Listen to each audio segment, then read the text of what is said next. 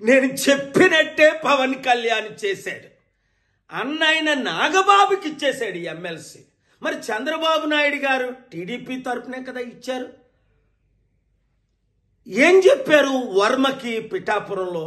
నువ్వు పవన్ కళ్యాణ్కి మద్దతు పోటీ చేయకుండా నెక్స్ట్ ఎమ్మెల్సీ నీకే ఇస్తానని దేవుడి సాక్షిగా చెప్పాడు. ఆ వర్మేమో అమరావతిలో, విజయవాడలో పవన్ కళ్యాణ్ చుట్టూ, చంద్రబాబు చుట్టూ తిరుగుతున్నాడు. అయ్యా మీ మాట నిలబెట్టుకోండి అని. బుద్ధుందా వర్మ? వాళ్ళ మాట నిలబెట్టుకోరని అప్పుడే చెప్పాను కదా. మరి ఈ మధ్యని పిఠాపురం మాజీ వైసీపీ ఎమ్మెల్యే దొరబాబు ఎవరో అట మళ్ళీ జనసేనలో చేరాడు. ఒరే నాకు అర్థం అవ్వట్లేదు, అసలు మీకు బుద్ధి బుర్ర ఉందా? 2008లో ఇదే పవన్ కళ్యాణ్ చిరంజీవి ప్రజారాజ్యం పార్టీ పెట్టి 100 కోట్లు 1000 కోట్లు కలెక్ట్ చేశారని మనం అందరం విన్నాం. కొంతమంది సూసైడ్ కూడా చేసుకున్నారు.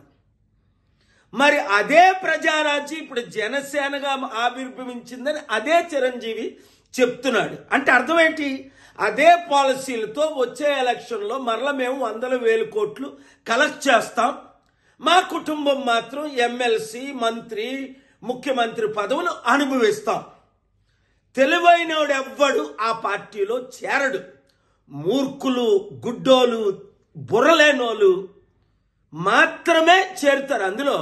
ఇంకా జనసేన కానీ టీడీపీ కానీ మన లైఫ్లో గెలుస్తుందా? 9 నెలలకే చాప్టర్ క్లోజ్. మొత్తం అంతా అవినీతి, అన్ని ఫెయిల్ అయిపోయారు అని స్పష్టంగా కనబడుతుంది కదా. వచ్చేది కేవలం ప్రజాశాంతి పార్టీయే, బడుగు బలహీన వర్గాల పార్టీయే. మన బీసీ, ఎస్సీ, ఎస్టీలు అందరూ ఇప్పుడు ఎందుకు కమిటీల్లో చేరిపోతున్నారు? ఐఏఎస్, ఐపీఎస్లు మొదలుకొని మాజీ ఎమ్మెల్యే, మినిస్టర్ల వరకు. మీరు కూడా ప్రజాశాంతి పార్టీలో చేరండి, ప్రజలకు సేవ చేయండి. కుటుంబ కుల పార్టీకి ఇప్పుడైనా గుడ్ బై చెప్పండి. చెప్పని మీ ఎమ్మెల్యేలకు, అరే యూత్, నిరుద్యోగులు, మీరు వాళ్ళకు బుద్ధి చెప్పండి. ఈ వీడియో సత్యమైనది కనుక అందరికీ షేర్ చేయండి.